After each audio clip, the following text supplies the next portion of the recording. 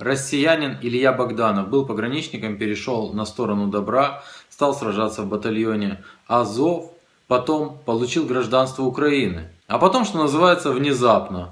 Он сейчас баллотируется в депутаты от Киево-Святошинского района в городе Киеве от блока Петра Алексеевича Порошенко. На странице одного польского журналиста я наткнулся на удивительные аудиозаписи. Польский журналист звонит в блог Петра Порошенко для того, чтобы выяснить, каким образом в их ряды попал нацист. Интересно. Алло. Здравствуйте, меня зовут Томаш Мачевич, я журналист из Польши. Я хочу узнать, можно ли сегодня пообщаться с пресс-секретарем вашей партии? Сегодня, боюсь, что невозможно, уже весь день распланирован. А какие у вас вопросы? По какому вопросу? Да, у вас сейчас будут местные выборы, правда? Да. Да, и у вас есть такой кандидат, его зовут Илья Богданов. Это человек из России, который приехал в Украину. Ну и есть вопросы по поводу этого человека, но я уже более недели пытаюсь поговорить с вашей партией, но не получается. И просто я хочу узнать, когда будет возможность задать несколько вопросов по поводу этого человека или Богданова. Вы можете мне продиктовать ваш номер телефона, мобильный, на который можно вас найти, как вас зовут, я попытаюсь как-то... Да, но я уже давал мой номер телефона, и никто не позвонил. Я даже отправил сообщение через ваш сайт, первое сообщение где-то дней 10 назад, и сейчас опять отправил сообщение. Мой номер телефона это плюс. Я польский какой вы издание представляете? Да, я польский журналист, я работаю для Blasting News и на Wykop.pl. Хорошо, я поняла. Почему вас именно этот кандидат заинтересовал? Потому что, если я не ошибаюсь, у вас другие политические взгляды, вы либеральная партия, да, такая демократическая, да? Но у этого человека как бы взгляды социалистические, это первое, а второе антидемократические. Ну, я скажу открыто, ну, он просто нацист. Это человек, который в Киеве показывается в футболке Misanthropic Division. Я не знаю, вы знаете, что такое Misanthropic Division. Если не знаете, можете посмотреть в Google, там все есть. Я даже отправил имейл-сообщение в вашу партию, там есть ссылки, есть фотографии. А он у нас кандидат в Киевсовет? Это кандидат на местных выборах в Киево-Святошинский район, если не ошибаюсь. Киево-Святошинский район, ага, поняла. Да. И у него там на бронике 8.8, он просто был в АТО. На оружие нацепил себе наклейку Totenkopf SS. И так далее, и так далее. У меня таких фотографий с ним очень много. Кроме того, он публично заявил, что независимых журналистов надо обливать, либо поливать кислотой, а если они находятся за пределами Украины, надо платить деньги местным там иностранным бандитам, которые это сделают. Ну, для меня такой кандидат это просто ужас, это непонятное дело. Я бы хотел узнать, что ваша партия по этому поводу думает. И, конечно, я бы хотел об этом написать, потому что ну, я серьезно не знаю, как это возможно, что он попал в вашу партию.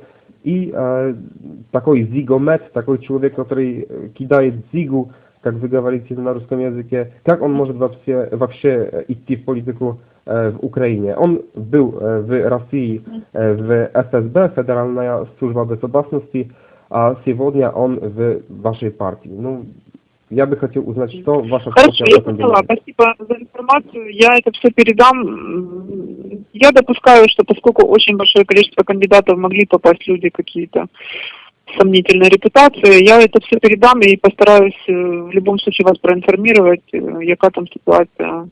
Ну хорошо, просто я бы хотел узнать, что ваша партия думает по этому поводу. Если получится, ну, в течение нескольких дней, потому что я уже пытаюсь получить ответ, ну не знаю, может 10 дней, и для меня это уже ну, странно. Хорошо, я попробую. Алло? Алло, доброго дня. Доброго дня. Пан Томаш? Да. Томаш Матвійчук. А ви так, дуже приємно, мене звати Ярослав. А ви телефонували до нас з приводу кандидата в депутати, так, від Да, я вам партії Ілля Богданов. Да, я позвонил в вашу партию, я уже звонил несколько раз. Я хотел поговорить по поводу Ильи Богданова. Ну так, кажіть, що у вас є, може попробуємо якось. А в чому проблема виникла? Так, как я понял, ваша партия – это партия либеральная, демократическая и проевропейская, да? Ну, партія проєвропейська, так. Хорошо. Илья Богданов – это человек из России, правда? Народом із Росії, так. Да, он работал для ФСБ, Российской Федеральной службы безопасности. І це відома історія, він офіційно перейшов, так. Да, потом, Вийшов з ФСБ і перейшов на сторону України. да, потом пошел в правый сектор. Так. Воевал в правом секторе, потом ушел из правого сектора, и сейчас он кандидат от вашей партии на местных выборах в Киеве. Я не знаю, вы видели его страничку в ВКонтакте, на Фейсбуке и так далее. Там просто очень много интересных фотографий, где, например, ваш кандидат кидает зигу, у него там на бронике 8-8, есть оружие с наклейкой SS Totenkopf, есть... А ви можете скріншоти скинути цих фактів, як я вам дам адрес? Я это отправил на... Сейчас скажу, какой адрес. Секундочку. press@solidarność.org. Ага, на прес ви скидали, так? Зараз секундочку, на прес це у нас люди виступили. У нас немає? Зараз ми глянемо почту. Мгм. А адрес який був? З якого адресу?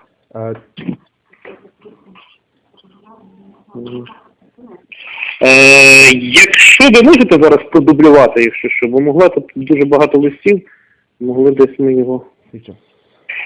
А що ви хотіли почути від нас? Я хочу узнать, почему такой человек попал в вашу партию и как вы относитесь к его политическим взглядам, которые... Знайшли ми лист є, так? Я еще раз повторю, извините. Да, так, є знайшли, так. Лист знайшли. Так, я скажу... Я не можу відповідати за всю партію в ніякому випадку. Ми розберемося, подивимося фотографії і все інше, але очевидно, якщо людина є в списках, то з нею відповідальні люди розмову проводили, і я не думаю, що його погляди особисті можуть розбігатися з партії, якщо він балотується від партії. Значит, его политические взгляды, они как бы совпадают, они такие же, как в вашей партии. Если да, но я просто в шоке, потому что... Послухайте, ви не перекручуйте мої слова. Коли ці фото є, коли ці факти є, якщо це факти, людина до початку конфлікту на Україні служила в Росії, так що можна вважати його особистими взглядами в службу Путіна? Це було в минулому. Людина перейшла на сторону України. Извините, это Россия, но он уже, он сейчас в Украине, на территории Украины. Фотографії такого числа. И это все фотографии сделаны на территории Украины. Сейчас мы подивимося, что за фотографии. Я, конечно, мог бы еще отправить интересные фотографии этого человека из России, но я решил, чтобы показать вам только лишь эти фотографии, которые были сделаны на территории Украины.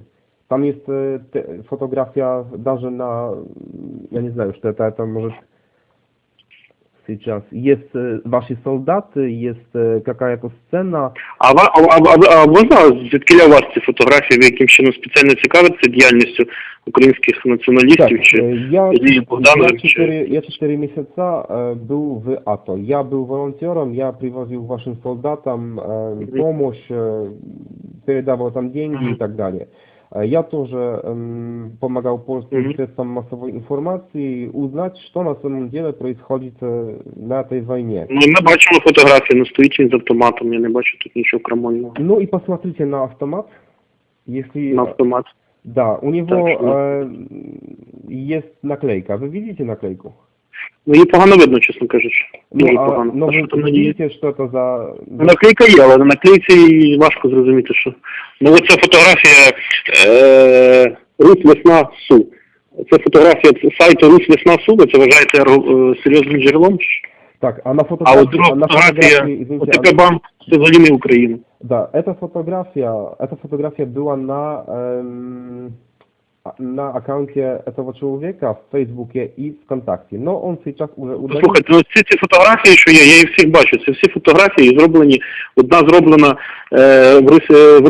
російська форма і сайт Русвесна.Ру в Росії. Друга фотографія, це не Україна також, задався іноземні.